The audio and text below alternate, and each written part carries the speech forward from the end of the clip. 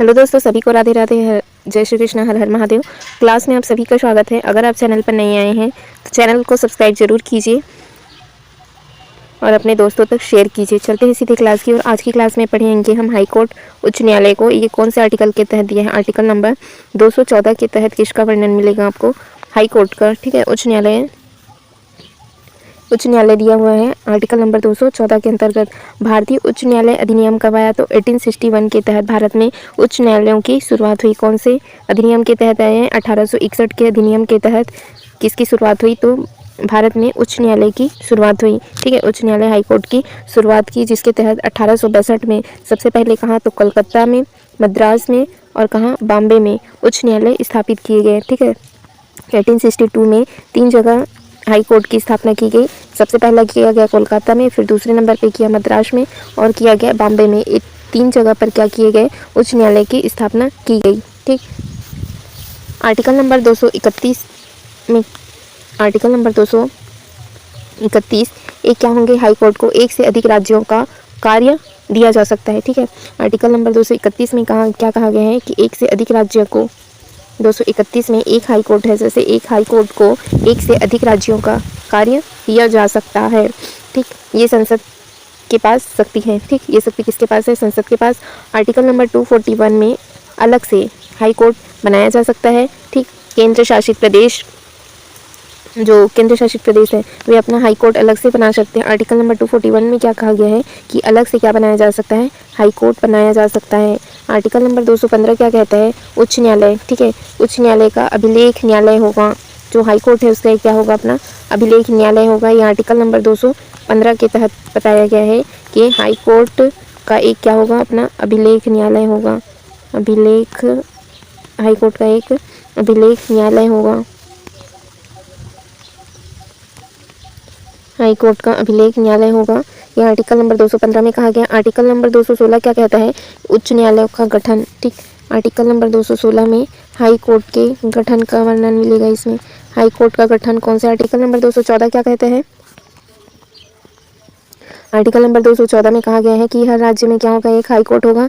और article number 215 के तहत क्या कहा है कि हाई कोर्ट का अभिलेख न्यायालय होगा। आर्टिकल नंबर 216 कहता है कि हाई कोर्ट का इसमें क्या होगा? गठन होगा।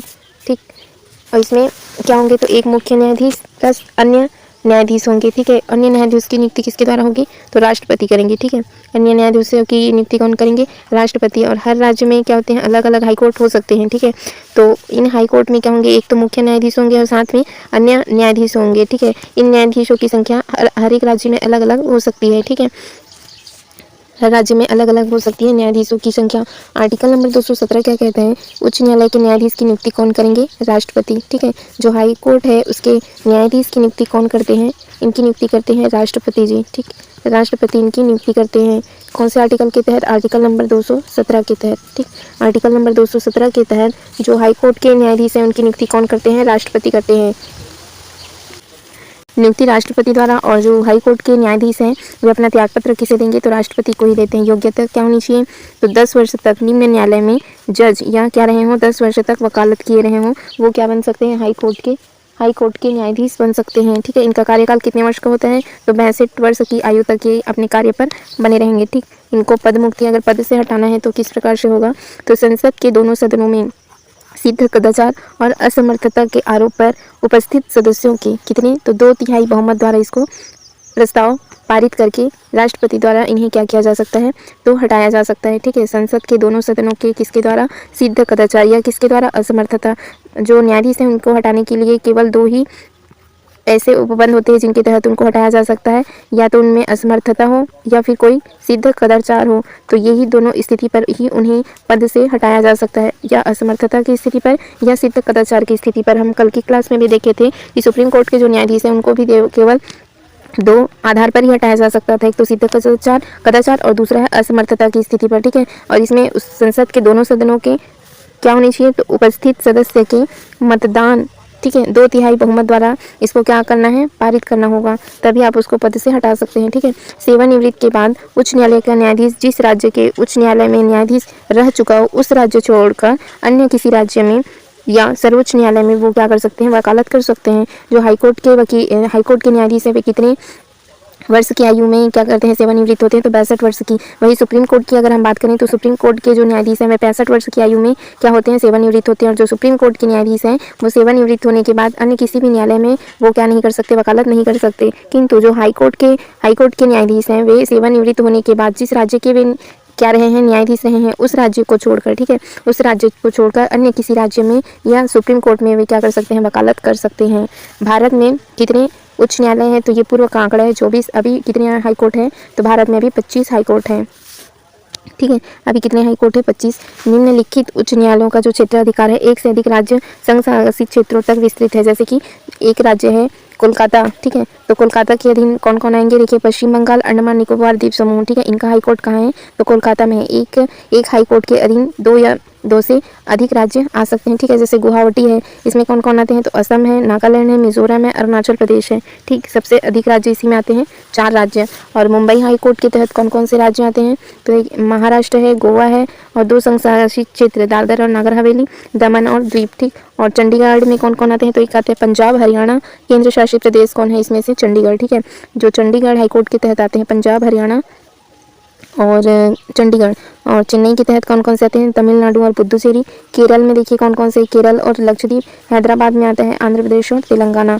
दिल्ली एकमात्र ऐसा संघ शासित प्रदेश है जिनका अपना क्या है, पृथक से क्या है, हाई कोर्ट है ना, जिनका अपना हाई कोर्ट है। वो केंद्र शासित प्रदेश बताइए, तो वो कौन है, दिल्ली। ठीक है, दिल्ली का अपना क्या है, अपना हाई कोर्ट है। ठीक, दिल्ली का अपना हाई कोर्ट है, एकमात्र ऐसा केंद्र शासित प्रदेश जिसका क्या है, अपना स्वयं का हाई कोर्ट है, वो है दिल्ली। अधीनस्थ न्यायालय देखिए आर्टिकल नंबर 233 के तहत, ठीक है, आर्टिकल नंबर 233 में जिला न्यायाधीश की नियुक्ति उच्च न्यायालय के परामर्श पर राज्यपाल द्वारा होती है। ठीक है, जो जिला न्यायाधीश हैं उनकी नियुक्ति कौन करते हैं, तो उच्च न्यायाधीश के परामर्श पर कौन करते हैं, राज्यपाल करते हैं। ठीक, हाईकोर्ट के न्यायाधीश के परामर्श पर राज्यपाल करते हैं। और जिला न्यायाधीश पद के अंतर्गत नगर सिविल न्यायालय का न्यायाधीश और अपर जिला न्यायाधीश, संयुक्त जिला न्यायाधीश, सहायक जिला न्यायाधीश और लघु वाद न्यायालय का मुख्य न्यायाधीश, मुख्य और अपर मुख्य प्रेसिडेंट, मजिस्ट्रेट और सेशन न्यायालय, अपर सेशन न्यायालय तथा सहायक सेशन न्यायालय इसमें शामिल हैं। प्रशासनिक न्यायाधिकरण आर्टिकल नंबर 223 का में दिया गया है, संघ के लिए एक प्रशासनिक अधिकरण और प्रत्येक राज्य के लिए अथवा 2 या 2 से अधिक राज्यों के लिए क्या होगी, पृथक प्रशासनिक अधिकरण की स्थापना के लिए उपबंध किया गया है। भारत के महान्यायवादी यह आर्टिकल नंबर 76 में है। कल की क्लास में हम इसको पढ़ेंगे। आज की क्लास में हमने जो भी पढ़ा हम उसका एक बार रिवीजन कर लेते हैं। हाई कोर्ट कौन से आर्टिकल के तहत होगा, तो हर राज्य में हाई कोर्ट होगा आर्टिकल नंबर 214 के तहत। भारतीय उच्च न्यायालय अधिनियम कौन से किसके तहत है, 1861 के अधिनियम के तहत उच्च न्यायालय की क्या हुई है, शुरुआत हुई है। इसके तहत 1862 में कितने हाई कोर्ट की स्थापना की गई थी, 3। ठीक है, सबसे पहला था कोलकाता, मद्रास और कहाँ बनाया था, बॉम्बे में उच्चतम न्यायालय की स्थापना की गई थी। ठीक है, इनकी नियुक्ति कौन करते हैं, तो इनकी नियुक्ति करते हैं राष्ट्रपति जी। ठीक है, त्यागपत्र किसे देते हैं, ये राष्ट्रपति को ही देते हैं। इनकी योग्यता क्या है, तो 10 वर्ष तक निम्न न्यायालय में क्या रहे हों, जज, या 10 वर्ष तक ये क्या किए हों, वकालत, तो वे क्या बन सकते हैं, हाई कोर्ट के न्यायाधीश बन सकते हैं। कितनी वर्ष की आयु में सेवानिवृत्त होते हैं, 62 वर्ष की आयु में सेवानिवृत्त होते हैं। ठीक, अगर इनको पद से हटाना है तो केवल 2 आधार पर हटाया जा सकता है, या तो सिद्ध कदाचार पर या फिर उनकी असमर्थता की स्थिति पर। कौन हटा सकते हैं, तो संसद के दोनों सदनों में उपस्थित सदस्यों के कितने, तो 2/3 बहुमत से पारित प्रस्ताव से इनको क्या किया जा सकता है, पद से हटाया जा सकता है। सेवानिवृत्त होने के बाद क्या हाईकोर्ट के न्यायाधीश अन्य किसी राज्य के न्यायालय में या क्या तो सुप्रीम कोर्ट में ये वकालत कर सकते हैं या नहीं, तो हाईकोर्ट के न्यायाधीश सेवानिवृत्त होने के बाद जिस राज्य का वह न्यायाधीश रहा हो उस राज्य को छोड़कर अन्य किसी भी न्यायालय में या सुप्रीम कोर्ट में वो क्या कर सकता है, वकालत कर सकता है। ठीक, वकालत कर सकता है। अभी वर्तमान में कितने उच्च न्यायालय है, कितने हाई कोर्ट है, तो अभी 25 हाई कोर्ट है। ठीक, एक ऐसा केंद्र शासित प्रदेश है जिनका अपना हाई कोर्ट है। अधीनस्थ न्यायालय आर्टिकल नंबर 233 के तहत जिला न्यायाधीश की नियुक्ति कौन करते हैं, तो हाई कोर्ट, ठीक है, उच्च न्यायालय के परामर्श पर कौन करते हैं, तो राज्यपाल द्वारा किया जाता है। सबसे पहले क्या होते हैं, यहाँ देखिए ऐसे, ये होता है हमारा सुप्रीम कोर्ट। ठीक है, ये सबसे ऊपर होता है। इसके बाद इनके अधीन होता है हाई कोर्ट। ठीक है, इसके नीचे क्या होते हैं, इसके नीचे होते हैं जिला न्यायालय। ठीक है, जिला या सत्र न्यायालय, इसके डिस्ट्रिक्ट, ठीक है, डिस्ट्रिक्ट न्यायालय होते हैं इसके नीचे। सबसे ऊपर कौन होते हैं, सुप्रीम कोर्ट। डिस्ट्रिक्ट के ऊपर होते हैं हाई कोर्ट के ऊपर कौन होते हैं, तो सुप्रीम कोर्ट। इस तरह से 3 स्तर पर होते हैं। आर्टिकल नंबर 214 में क्या होगा, हर राज्य के लिए एक हाई कोर्ट की स्थापना होगी। ठीक है, हर राज्य के लिए हाई कोर्ट की स्थापना होगी। आर्टिकल नंबर 215 में क्या कहा गया है कि हाई कोर्ट का अपना क्या होगा, अपना एक अभिलेख अभिलेख न्यायालय होगा। आर्टिकल नंबर 215 में कहा गया। आर्टिकल नंबर 216 में क्या कहा है? आर्टिकल नंबर 216 में उच्च न्यायालयों का क्या किया गया है? गठन। ठीक है, हाई कोर्ट का गठन का वर्णन आएगा आर्टिकल नंबर 216 में। मुख्य न्यायाधीश प्लस अन्य न्यायाधीश की नियुक्ति कौन करते हैं? तो राष्ट्रपति जी ही करते हैं। ठीक, आर्टिकल नंबर 217 में क्या देखा था हमने कि उच्च न्यायालय के न्यायाधीश की नियुक्ति कौन करते हैं? राष्ट्रपति। ठीक है, राष्ट्रपति करते हैं। कौन से आर्टिकल के तहत करते हैं? आर्टिकल नंबर 217 के तहत। ठीक, और किसे करते हैं? तो जो 10 वर्ष तक क्या हो, न्यायिक पद पर रहा हो या 10 वर्ष तक हाई कोर्ट में क्या रहा हो, अधिवक्ता रहा हो, वो क्या बन सकते हैं? हाई कोर्ट के न्यायाधीश बन सकते हैं। ठीक, और राष्ट्रपति की नज़र में विधिवेत्ता होना आवश्यक है क्या? नहीं, ये किसके लिए होता है? ये सुप्रीम कोर्ट के लिए होता है। ठीक, नियुक्ति कौन करते हैं? इनकी नियुक्ति करते हैं राष्ट्रपति जी की। नियुक्ति कौन करेंगे? तो राष्ट्रपति ही इनकी नियुक्ति करते हैं आर्टिकल नंबर 217 के तहत। और जो अन्य न्यायाधीश की नियुक्ति है वो कौन करते हैं? तो राज्यपाल करते हैं। किसकी सलाह पर करते हैं? तो न्यायाधीश की, अन्य न्यायाधीश की नियुक्ति राज्यपाल करते हैं। ठीक है, जो CJI है, ठीक, CJI है और जो मुख्य न्यायाधीश हैं उनकी सलाह पर राज्यपाल के द्वारा किया जाता है। कार्यकाल कितने वर्ष का होता है? 62 वर्ष का। ठीक, और इनको शपथ कौन दिलाते हैं? तो शपथ दिलाते हैं राज्यपाल जी। ठीक है, आर्टिकल नंबर 219 के तहत इनको शपथ कौन दिलाएंगे? तो राज्यपाल। ठीक है, राज्यपाल इनको शपथ दिलाते हैं।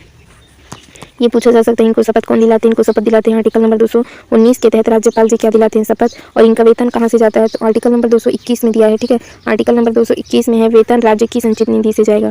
ठीक है, कहाँ से जाएगा? तो राज्य की संचित निधि से, राज्य की संचित निधि से इनका वेतन जाएगा।